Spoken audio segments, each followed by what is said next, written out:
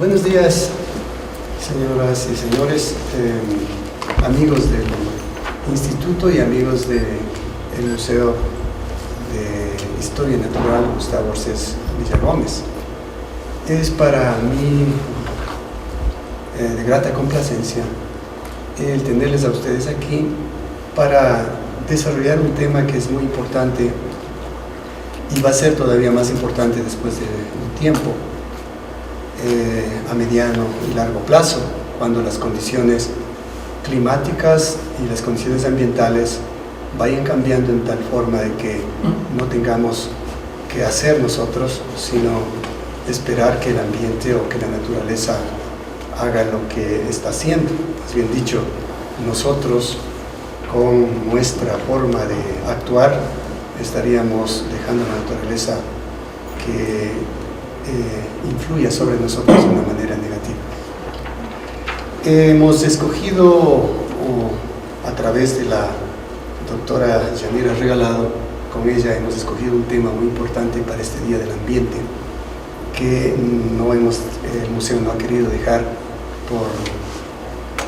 por alto esta fecha tan importante, para poder reflexionar sobre algunos temas que son de interés, y hemos escogido como tema importante esto del cambio climático y la mitigación, que es lo que está haciendo el Estado a través de la Subsecretaría de Cambio Climático, para poder contrarrestar o mitigar estos efectos del cambio climático. Y hemos invitado al Ministerio del Ambiente a participar en esta reunión, y el ingeniero ambiental Pablo Astudillo Esteves nos acompaña esta mañana para poder informarnos sobre la mitigación del cambio climático. Él trabaja en la Subsecretaría de Cambio Climático del Ministerio del Ambiente, que es una de las 4 subsecretarías que tiene el Ministerio. Es especialista en relaciones internacionales de cambio climático y sobre cambio climático y el protocolo de Kioto. Ha participado en las reuniones de negociación Alemania-Bonn 2010, Tianjin, China 2010, México 2010, Cancún, México también 2010, Bangkok, Tailandia 2011, Alemania, Nueva Zelanda y Sudáfrica en el 2011. Ha participado en el análisis de la política internacional, política climática internacional, la generación de propuestas e inserción del Ecuador en el debate internacional sobre la misma, y ha estado a cargo de la coordinación intersectorial a nivel nacional e internacional con diferentes carteras de Estado dentro del Ecuador y con diferentes países entre organismos multisectoriales, y es también mentor del plan de negocios Proyecto Compensación de la Huella Ecológica.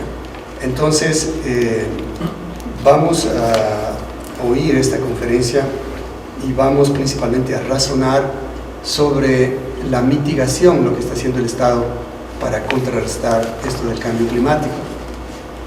Quisiera también que después de la exposición podamos tener oportunidad de hacer preguntas al ingeniero Astudillo, y reitero mi complacencia de que estén acompañándonos este día, que es el Día del Ambiente. Tengan un aplauso.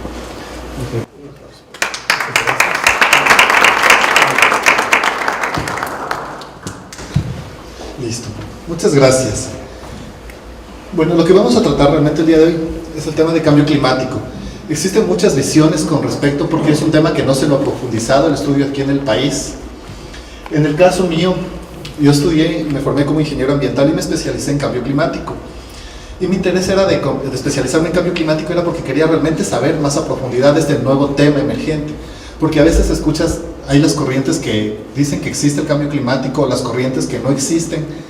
Algunas corrientes que dicen que es un tema netamente político, otros que te demuestran con ciencia lo que está sucediendo. Y realmente y cuando ves en el contexto del Ecuador de especialistas, lo que menos se ha desarrollado son especialistas en este tema. Actualmente, con decirles un ejemplo de la debilidad que existe en los temas ambientales, el tratamiento que se relaciona con clima, con meteorología, Ahorita en el Ecuador ya están existiendo solo 5 meteorólogos realmente formados y especializados. Y esa es una de las debilidades que estamos teniendo en las ciencias, que no tenemos información. Otro de los problemas que hemos visto cuando trabajamos desde cambio climático, y era una pregunta si en el Ecuador podemos demostrar si existe cambio climático.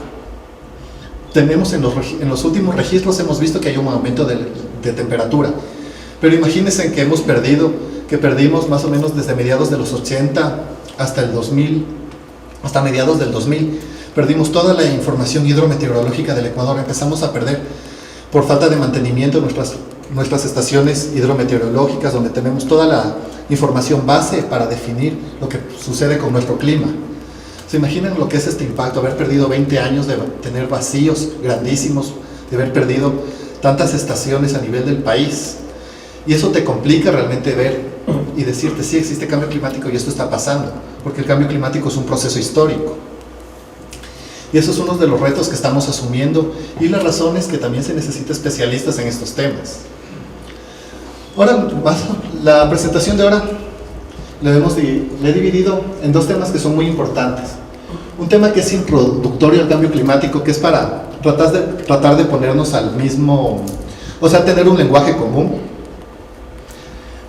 enfocarnos en lo que es la mitigación y la adaptación del cambio climático, porque en cualquier tema ambiental, o lo que dice la Real Academia con respecto a mitigación, no se aplica a cambio climático, porque generalmente la mitigación significa que nosotros estamos mitigando ya un efecto que existe. En el caso del lenguaje que se utiliza en cambio climático, la mitigación se refiere a prevenir que se compliquen los efectos del cambio climático, que eso vamos a verle un poco después, y esta confusión que existe siempre de términos en el tema de cambio climático. Y después vamos a empezar un poco lo que es gobernanza climática, y no me acuerdo por qué puse la contra, pero se refiere a lo que estamos haciendo a nivel internacional y a nivel nacional para enfrentar el cambio climático. Entonces, bueno, para empezar, el cambio climático, ustedes han escuchado en los últimos años todos los efectos adversos y todos los efectos climáticos extremos que están sucediendo. Ustedes pueden ver en noticias, estas son noticias del último tiempo, que hemos visto lo último que pasó con el Ecuador en las lluvias, que a veces nosotros conversábamos con el Instituto de Investigación del Fenómeno del Niño, y nos decían que realmente lo último que está sucediendo con respecto a las lluvias ya son fenómenos anómalos, que no han seguido la regularidad que teníamos los fenómenos de lluvias en la costa o de sequía igualmente. Y ya son fenómenos que están yendo más allá, que ya no se los ha reconocido y que están fuera de los ciclos naturales que existen acá en el país. Y es algo importante de tenerlo en cuenta. Asimismo, hemos visto lo que pasa en los deshielos en Groenlandia. Bueno, ahí hay temas que han pasado con América Latina, las olas de calor que existen en Europa. Pues, no sé si se acuerdan, si ustedes vieron en noticias hace 3 meses, fue en mayo, de lo que pasó en Serbia, que ya estaban en pleno verano y en 2 días empezó a nevar nuevamente y otra vez se recuperó el verano. O sea, son cosas que son anómalas, que realmente todavía falta. Para determinar si esos cambios climáticos necesitan registros, como se llama, históricos y en el tiempo ver, pero son anomalías que ya existen en el clima, que pueden ser causados por diferentes razones.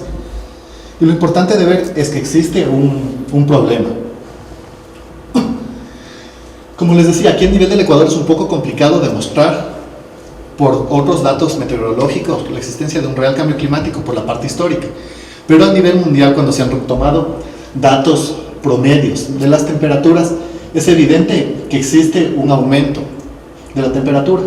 Tenemos casi los últimos 11 años figuran los últimos 12 años están entre los más calientes de que existen registros climáticos en todo el mundo. Y este es el informe del Panel Intergubernamental de Cambio Climático, que es un grupo de científicos en Naciones Unidas que analizan la información existente con respecto al cambio climático.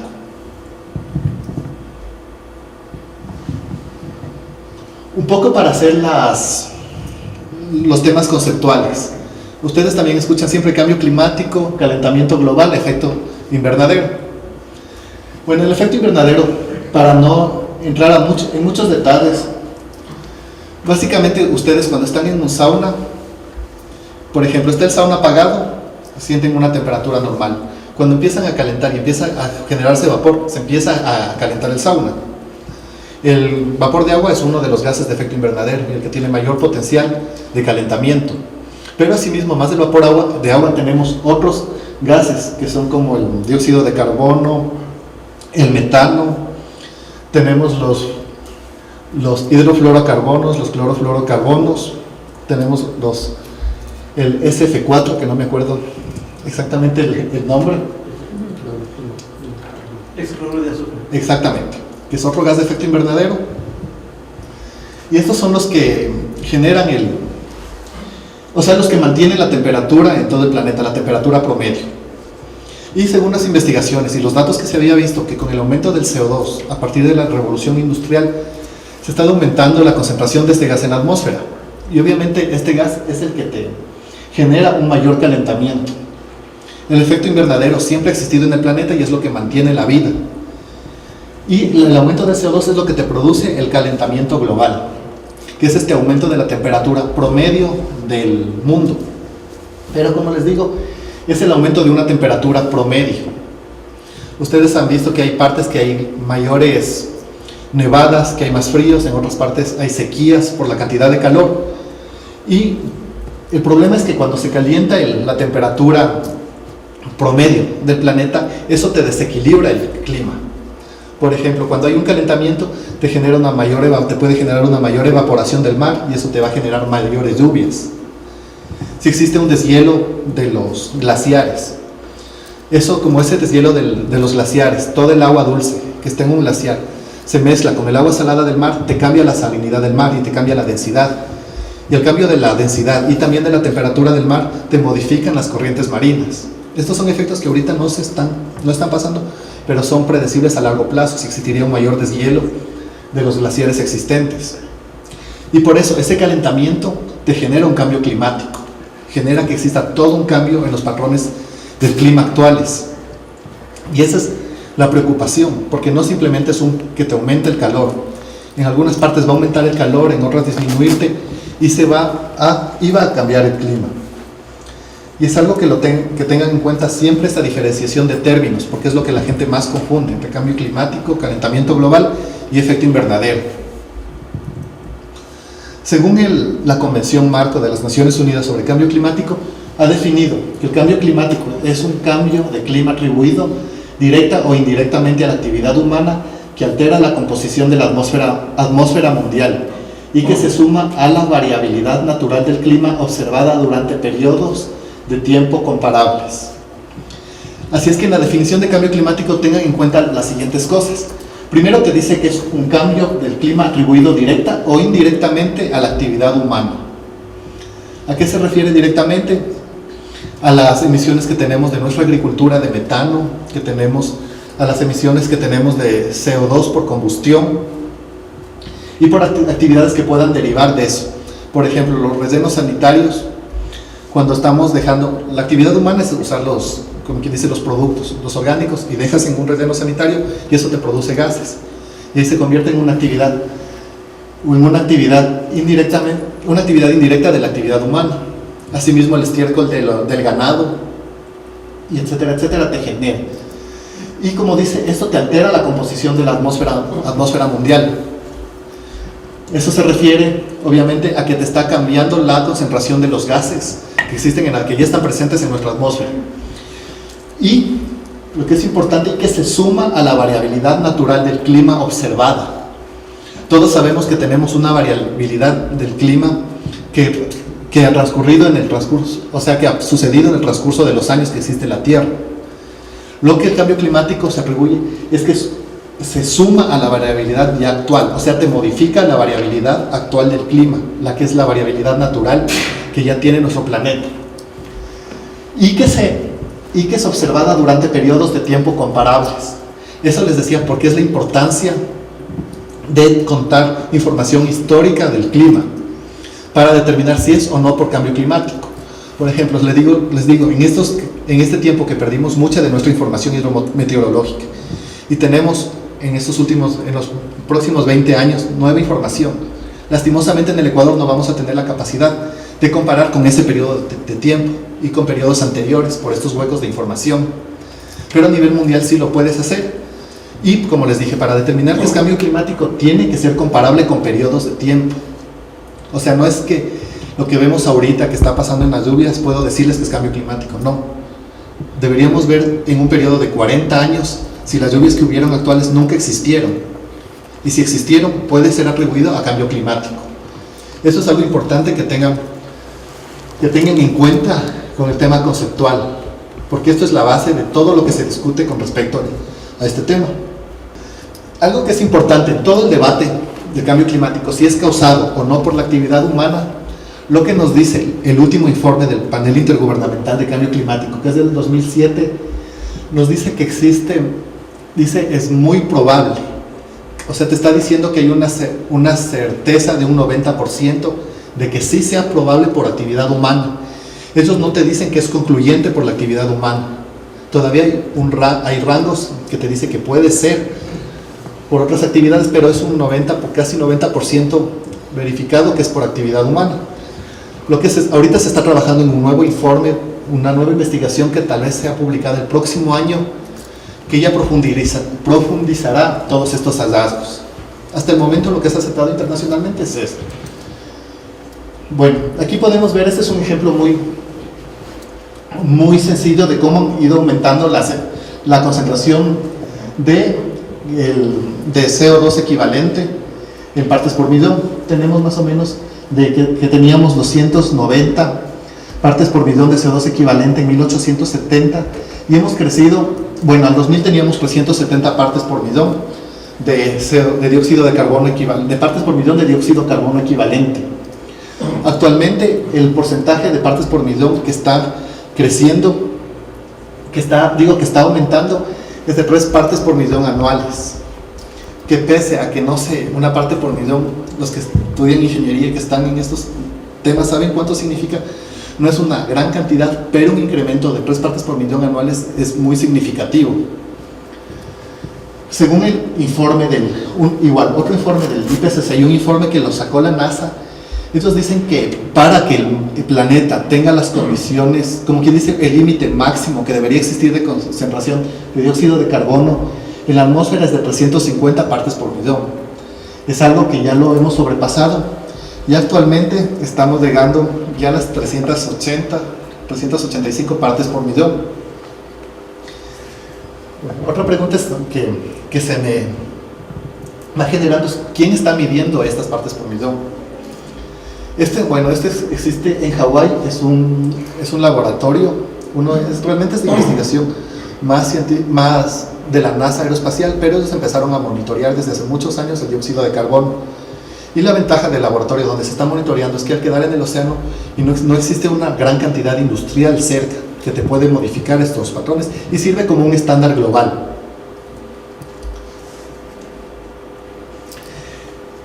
Y ahora veamos cómo está esto en el mundo.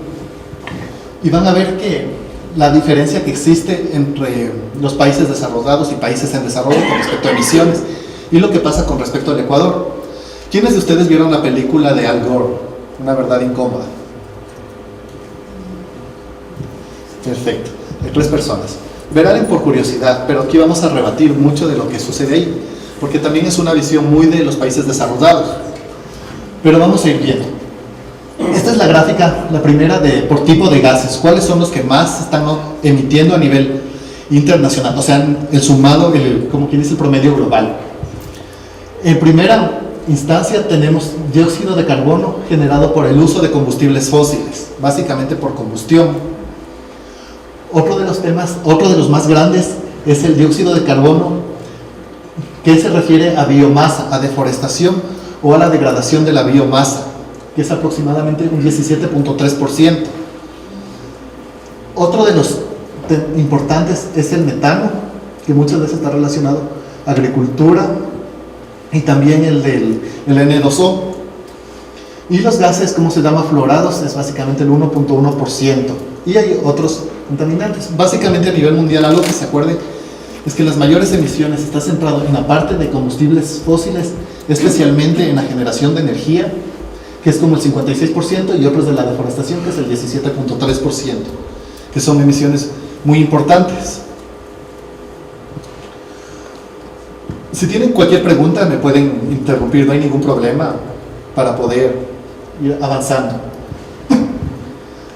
Algo que también es importante es que todos estos datos se miden en toneladas de dióxido de carbono equivalente. ¿Qué significa el dióxido de carbono equivalente? Es como que el potencial de calentamiento del dióxido de carbono le hicieron igual a 1. Por ejemplo, el metano tiene casi un 14. El 14 es su potencial de calentamiento. Perdón, es 14 toneladas de CO2 equivalente. O sea, el metano te genera más calentamiento que el CO2 en sí. Y así existen diferentes entre todos estos gases, que esto lo pueden ver en internet, la capacidad de calentamiento de cada uno de los gases. Y esto es en dióxido, todas estas cifras es en dióxido de carbono equivalente para que haya para poder comparar entre todos estos gases. En cambio, por sector, la mayor parte que pueden ver acá es de todos los gases, cómo se están emitiendo por sector. Básicamente el 25.9% es producido por el tema energético, el 13% por temas transportes, por asuntos residenciales y comerciales, o sea, por edificios comerciales y residenciales es casi el 8%, por la industria el 19.4%, en la agricultura el 13.5%, en los temas relacionados a forestería el 17.4%, y manejo de basura y de aguas servidas es el 2.8%. De las causas de calentamiento, cambio climático a nivel global. Acuérdense que estoy diciendo a nivel global. En el caso del Ecuador, según el último inventario de gases de efecto invernadero, que lo tenemos, que es del 2006, tenemos que los dos principales gases que estamos emitiendo es el dióxido de carbono y óxidos de nitrógeno. Son los dos principales, y es algo que es súper importante que lo tengan en cuenta. Y en este caso, el dióxido de carbono que más lo estamos emitiendo es por temas de agricultura y el cambio de uso de suelo, y el de metano netamente por la agricultura. En el caso de sectores, aquí pueden ver, por ejemplo, pese a lo que les decía anteriormente de las emisiones globales por generación de energía, es del 25.9%, en el Ecuador simplemente estamos emitiendo por temas energéticos el 7%, que es menos. O sea, si a mí me preguntan en el Ecuador, para combatir el cambio climático, ¿me sirve apagar la luz? O sea, debo apagarlo por temas de conciencia, de no consumo, pero en sí, en magnitud, no nos sirve. Es algo que tenemos que ver también cómo se apega a nuestra realidad todos los datos.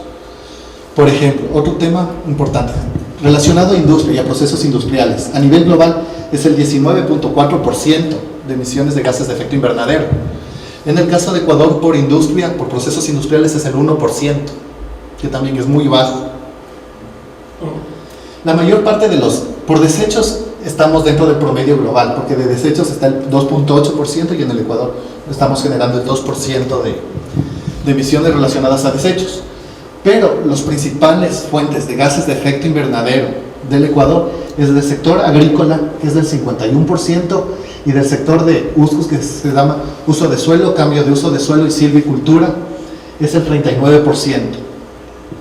Entonces, como les digo, de toda esta información base, de todos estos inventarios que se levantan a nivel nacional, sirve para delimitar la política nacional de cambio climático y cómo el Ecuador tiene que afrontar cambio climático.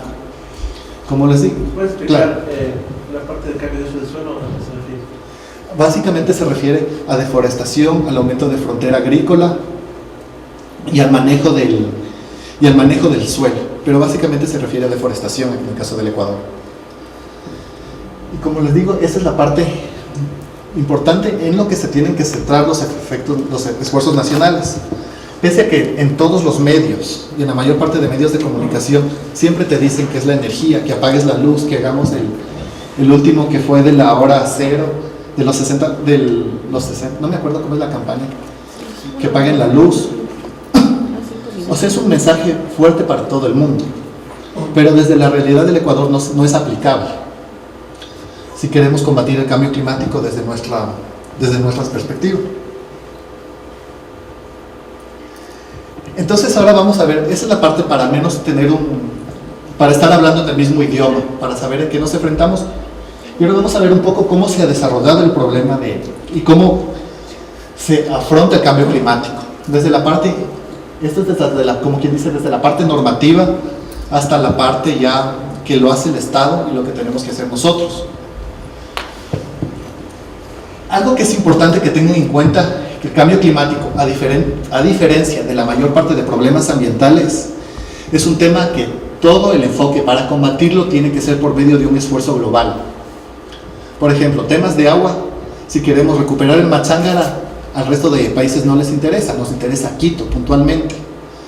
Pero en el caso de cambio climático, como nosotros no hemos sido los generadores de la mayor parte de emisiones, y somos los que estamos recibiendo los peores efectos, se requiere realmente un esfuerzo internacional. Y sin un esfuerzo internacional, pese a que el Ecuador reduzca todas sus emisiones y nos convertamos en un país carbono neutral, que realmente no estamos emitiendo o tenemos estabilizadas nuestras emisiones, no sirve de nada al planeta, porque nosotros los mayores emisores son otros, y por eso se requiere también un esfuerzo internacional. Y esa es la importancia que tiene, que se necesita tener de la mano entre la parte nacional y los esfuerzos que se hacen a nivel global para combatir el cambio climático. Y esta es la parte, como yo digo, de la parte de cambio climático tal vez la más fea, porque ya vamos a ver los intereses que se están jugando acá. Esta es una hoja de ruta que le hicimos para que sepan exactamente qué momento estamos ahorita y qué es lo que ha sucedido al menos en los últimos años. Verán, en 1979 fue la primera conferencia mundial del clima. Fue una conferencia que organizó la Organización Climática Internacional. Y el objetivo era ver qué está sucediendo con el clima, porque había estudios particulares de ciertas universidades que decían algo está sucediendo. Y se genera la primera conferencia mundial y empieza a analizarse, ver realmente qué está sucediendo y fue cuando empieza a monitorearse de una forma más constante los gases que existen ahorita en la atmósfera, al menos dióxido de carbono.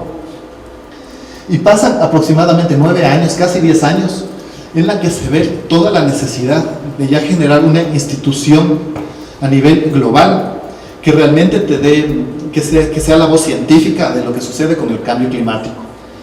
Y se crea en 1988 el IPCC, el Panel Intergubernamental de Expertos sobre Cambio Climático.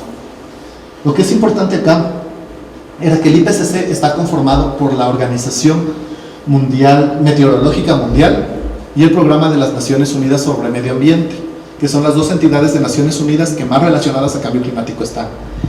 Y a partir de aquí se inician los estudios serios con respecto al cambio, o sea, los estudios más detallados. Y en 2 años publican un documento, el primer informe del IPCC, en el que realmente dicen los científicos, este es un tema preocupante, tenemos que hacer algo. Y te da datos, pero todavía hay mucha falta de certeza científica. Pero esto es lo que te potencia toda la investigación que se empieza a realizar con respecto al cambio climático. Y con respecto a estos hallazgos, en 1990, en Naciones Unidas los países deciden que se necesita tener una convención, un acuerdo, un convenio internacional que te permita entre los países dialogar y te permite tomar acciones conjuntas para enfrentar el cambio climático. A partir de aquí se crea, en el 92, hasta 2 años pasan las negociaciones y se crea la Convención Marco de las Naciones Unidas sobre el Cambio Climático, y en la Cumbre de Río se firma. Básicamente, ¿ustedes saben cuál fue la importancia de la Cumbre de Río, además de que se firmó la Convención de Cambio Climático? Bueno, esta cumbre, entre muchas cosas, lo que desarrolla es que de aquí mismo se firma también la Convención de Diversidad Biológica y la Convención de Naciones Unidas para la lucha contra la desertificación. Básicamente, el concepto de desarrollo sostenible que conocemos actual se lo adopta a nivel internacional en la Cumbre de Río, exactamente hace 20 años. Y algo que es más interesante aún, que la Cumbre de Río es la que da un impulso político a los gobiernos del mundo a que se creen instituciones para tratar los temas ambientales. Básicamente, en el país, el mayor impacto que tuvo la cumbre de Río era que 4 años después se creó el Ministerio del Ambiente. 5 años después, 4 años después se creó el Ministerio del Ambiente. Y en muchos países pasa eso a partir de la cumbre de Río, porque da todo el impulso a los temas ambientales a nivel político y a nivel de gobiernos. Entra en vigencia la Convención de Cambio Climático en el 94, y la Convención de Cambio Climático, voy a adelantarme un poquito para explicarles cuál es el objetivo de esta convención. Nos dice que, olvidémonos de esto un ratito, nos regresamos un poco al tema internacional.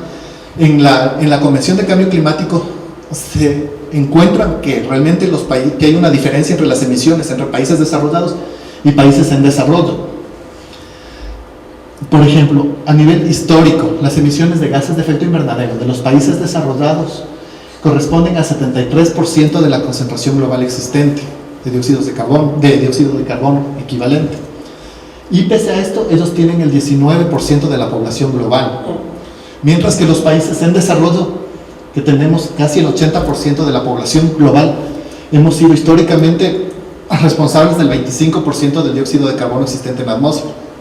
En el caso del Ecuador, según los cálculos que se han realizado, tenemos solo el 0.20%, 0.2% de la población global y estamos emitiendo el 0.06% de las emisiones globales. Otro tema importante de aquí, que después vamos a ver qué es lo más importante para la gestión de cambio climático en el Ecuador. Como les digo, ahorita pese a que tenemos que ser proactivos, que tenemos que tener todos los proyectos de cambio climático para combatirlo, si le borramos el Ecuador del mapa con respecto al cambio climático, nuestras emisiones no representan. Y vamos a ver todo esto cómo se une a la gestión que estamos haciendo como ministerio. Y como les decía, en la Convención de Cambio Climático hace esta diferenciación y te crea el anexo 1, que es un anexo que te escriben todos los países que tienen que reducir sus emisiones. Y el objetivo de la Convención de Cambio Climático es lograr la estabilización de las concentraciones de gases de efecto invernadero a un nivel que impida interferencias antropógenas o derivadas de actividades humanas peligrosas en el sistema climático. Así es que el objetivo de la convención era que se tiene que estabilizar, no te dice reducir. Como les digo, es un proceso de negociación internacional y al principio se quería reducir y al final de cuentas se terminó acordando que solo se quiere estabilizar. Y algo que es muy importante de esta convención es que te establece un principio fundamental y que es lo que actualmente estamos negociando en la Convención de Cambio Climático y en la Cumbre Río +20, que es la nueva conferencia sobre desarrollo sostenible, que es en 2 semanas. Y es este principio, el principio de las responsabilidades comunes pero diferenciadas. ¿A alguien se le ocurre qué significa este principio?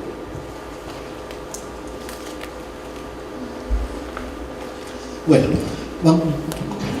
Primero te dice que entre los países del mundo tenemos una responsabilidad común, que pese a que Estados Unidos te emite el 30% de emisiones de CO2 y el Ecuador es 0.6, ambos países estamos emitiendo.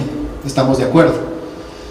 Y te dicen que pero es una responsabilidad común pero diferenciada, porque obviamente, o sea, pese a que yo estoy emitiendo el 0.6%, no es lo mismo Estados Unidos que te emite el 30%.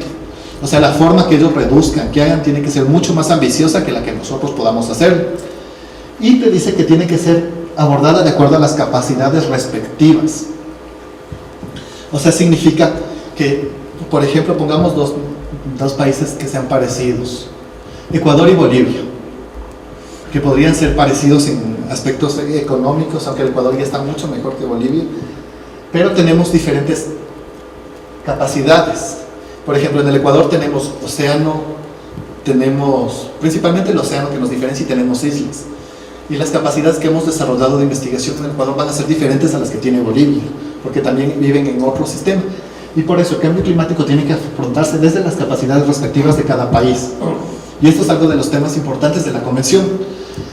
¿Y cómo se lo va a hacer? Primero, por un lado, tenemos que mitigar el cambio climático, que en los términos que se maneja el cambio climático significa reducir emisiones. Tenemos que adaptarnos al cambio climático. Eso significa que nosotros tenemos que hacer frente a los efectos climáticos extremos. O sea, si vamos a tener mayores inundaciones, tenemos que adaptar nuestros modos de vida a eso para que no nos produzcan daños. Y asimismo tenemos compromisos de financiamiento, tecnología y de construcción de capacidades. Obviamente, el financiamiento, pese a que nosotros no somos los responsables del cambio climático, necesitamos apoyo internacional para hacer frente al cambio climático y logramos acuerdos sobre financiamiento. Si nosotros queremos mitigar el cambio climático, o sea, reducir nuestras emisiones, y necesitamos, por ejemplo, paneles solares, necesitamos tecnología. Tenemos acuerdos sobre tecnología y obviamente necesitamos generar capacidades nacionales, tenemos que tener mayores científicos que investiguen los temas climáticos, tenemos que tener meteorólogos, hidrólogos. Eso te da las capacidades. Así es que esto es lo que se acordó en 1992. Pero ese acuerdo, como les digo, es un acuerdo y es una convención marco, es una convención general. Y lo que se necesitaba acá es tener un acuerdo que te diga cuánto tenemos que reducir nuestras emisiones. Y viene en la COP3. La COP significa la Conferencia de las Partes, que es una reunión donde están todos los tomadores de decisiones de 194 países y se toman las decisiones con respecto al cambio climático. Se decide crear el protocolo de Kioto. El protocolo de Kioto te dice que los países desarrollados, que los países del anexo 1, tienen que reducir en un 5% sus emisiones globales con respecto a las emisiones que tenían en 1992. O sea, 5% es nada, si se ponen a pensar. Pero es el único acuerdo global que te dice hay que reducir las emisiones y los países desarrollados tienen que reducir emisiones. Pasaron casi desde el 99 hasta el 2005, en que recién entre el 2005 entra en vigencia el protocolo de Kioto. O sea, pasaron todos estos años que se continuó negociando, porque para que entre en vigencia el protocolo de Kioto necesitabas tener al menos el 50% de los países que más emiten CO2 dentro de este protocolo. Y como les digo, hasta estas fechas, hasta el 2005 podría decir, era todo el mundo internacional en el tema de cambio climático bonito, todos estábamos de acuerdo y era muy interesante. Y todo empieza a complicarse desde el 2007, que empieza una crisis económica mundial, empieza bastante a complicarse, efectos climáticos extremos. Y en el 2007, como se ve que había la necesidad de que la convención realmente se implemente, porque realmente pese a que había acuerdos de financiamiento, no se cumplían, empieza se llama el Plan de Acción de Bali y empieza un proceso nuevo de negociación internacional que es para fortalecer la Convención de Cambio Climático. Algo que es importante que tengan en cuenta del protocolo de Kioto, regresándome un poquito. El protocolo de Kioto te dice que tienes que reducir ese 5% de emisiones en el primer periodo de compromisos, o sea, te da el plazo desde el 2005 hasta el 2012 que reduzcas tus emisiones. Ese es el plazo que da. Y acuérdense, ahorita que estamos en el 2012, y ya les voy a decir qué es lo que está sucediendo actualmente. Llegamos al 2007, inicia el Plan de Acción de Bali, que se tenía que acabar estas negociaciones en el 2009 en Copenhague. Quería ver si alguien escuchó en el 2009 qué pasó con la cumbre de Copenhague. Es importante tener en cuenta que fue la primera cumbre ambiental y de cambio climático que tuvo un nivel de presencia de jefes de Estado, que estuvo el presidente de Estados Unidos, Sarkozy, etcétera, etcétera. Estuvieron 100 jefes de Estado en Copenhague, porque aquí tenía que lograrse un nuevo acuerdo global para combatir el cambio climático, que le fortalezca el protocolo de Kioto y que fortalezca toda la convención. ¿Qué pasó en Copenhague? Imagínense que estamos reunidos, porque fueron ya 2 años de negociaciones, ya existían textos, cosas que se podía acordar, y de repente, los 2 últimos días, el último día, el presidente de Dinamarca, quien era el que estaba liderando toda la convención, llega a las 3 de la mañana, porque las negociaciones a veces se van 2 días seguidos, sin parar, y a las 3 de la mañana, con las delegaciones debilitadas, llega el presidente de Dinamarca, y todo pueden encontrarlo en la página web de la convención, porque todo eso se documenta, y dice, toma la palabra, y dice, hemos llegado a un acuerdo, entre los países más representativos del planeta. Y dice, hemos llegado a un acuerdo y tienen, ¿cómo se llama?, una hora para revisar el acuerdo y ver qué países se suman o no. Imagínense que estamos en todo este grupo de aquí. Y de repente los 5 chicos de acá llegaron y les dicen, hemos llegado a un acuerdo que afecta la vida de toditos ustedes. Tienen una hora para revisen y digan si están de acuerdo o no. O sea, ¿ustedes qué harían? Realmente, eso fue el fracaso de Copenhague, que se reunieron un grupo de 20 países, realmente las potencias, fue básicamente como decíamos, fue un G20 más 8 países en desarrollo, que lograron y trataron de imponer. Bueno, ahí se armó un problema gigantesco, que eso pueden ver en las filmaciones, todo lo que sucedió con eso, y no se adoptó. Simplemente la decisión que hubo en Copenhague fue: se toma nota del acuerdo, y era llamado el acuerdo de Copenhague.